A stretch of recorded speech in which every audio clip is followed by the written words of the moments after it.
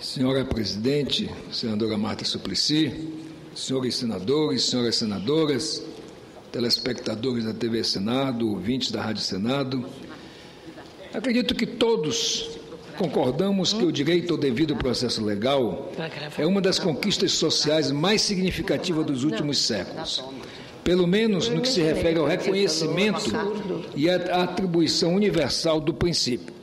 Todos são iguais perante a lei. A lei se aplica igualmente a todos. Garantir a efetividade desse direito, no entanto, senhora Presidente, não é coisa simples. Todos temos um igual direito à proteção da justiça, mas nem todos temos o acesso igual aos meios necessários para usufruir plenamente dessa proteção.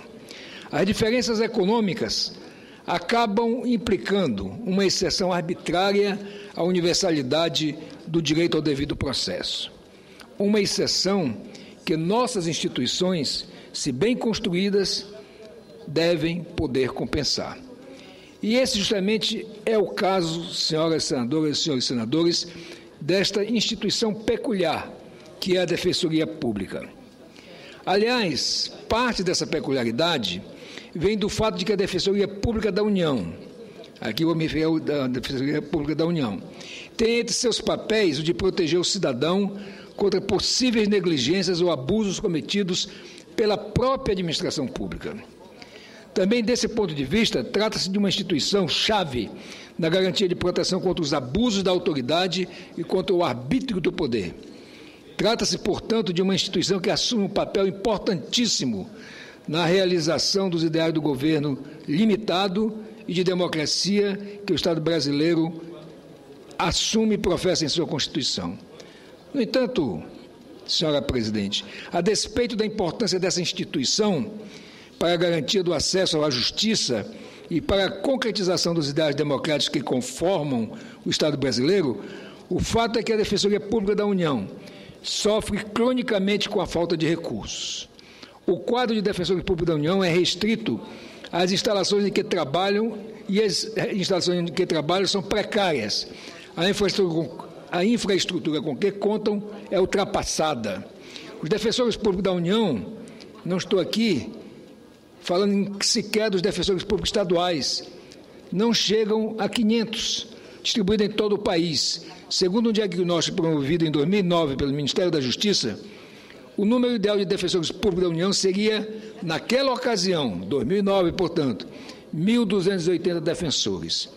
Em contraste, os advogados da União chegam hoje a quase 8 mil, quer dizer, a União tem 8 mil advogados para defender os interesses do governo e o cidadão não conta sequer com 500 defensores.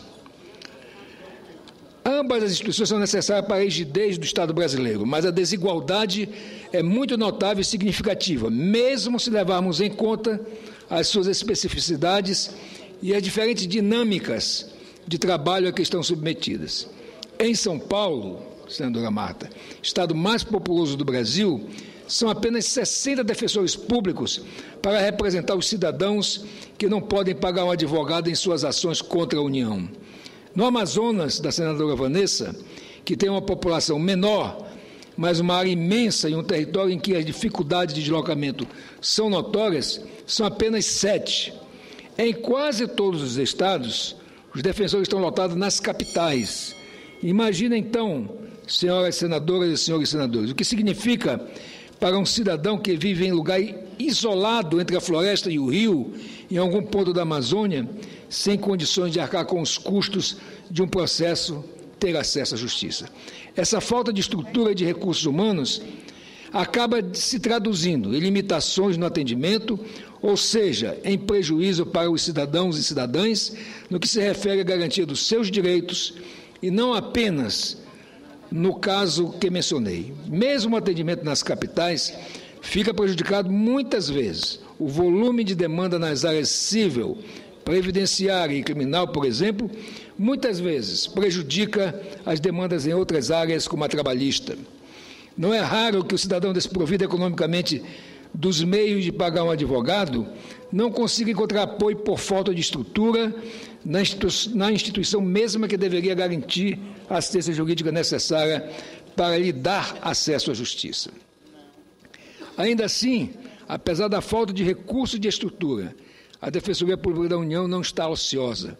Até junho deste ano, quase 500 mil pessoas receberam alguma assistência pela Defensoria Pública da União em quase 650 mil atendimentos. Mais de 444 mil processos foram acompanhados até junho. Desde 2004, as Defensorias Públicas estaduais gozam de autonomia administrativa e financeira. Nos estados que implantaram efetivamente essa autonomia, como é o caso do meu estado de Roraima, houve um significativo avanço no funcionamento das defensorias. Infelizmente, a Defensoria da União ainda não conquistou sua independência, que para uma instituição como essa é absolutamente fundamental.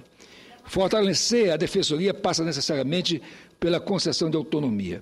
Encontra-se, senhora presidente, na ordem do dia a PEC número 82 de 2011, de autoria da senadora Vanessa Graziotin, da qual também sou signatário, que altera o artigo 134 da Constituição Federal, no sentido de conceder essa autonomia à DPU.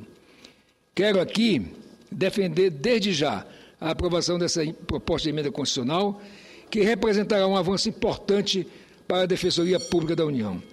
Não economizemos esforços, senhora presidente, para dar meios e instrumentos para que a Defensoria Pública da União realize sua missão fundamental. Repito aqui o que disse no ano passado, em comemoração que realizamos nesta casa na passagem do Dia Nacional da Defensoria Pública. Se queremos uma cidadania efetiva, participante, ativa, atuante, precisamos criar as condições institucionais para isso. E uma defensoria forte, garantidora, em última instância, do acesso universal à justiça. É uma das condições básicas. E eu quero pedir a Vossa Excelência que autorize também a transcrição de uma matéria publicada na revista Época, no dia 16 de julho, sobre a manchete: Pobres advogados. A Defensoria Pública da União dá assistência jurídica a quem não pode pagar, mas sofre com a falta de quadros, estrutura e autonomia. Vejo que o senador de Rondônia queria pedir uma parte, mas não cabe neste horário. Bom, já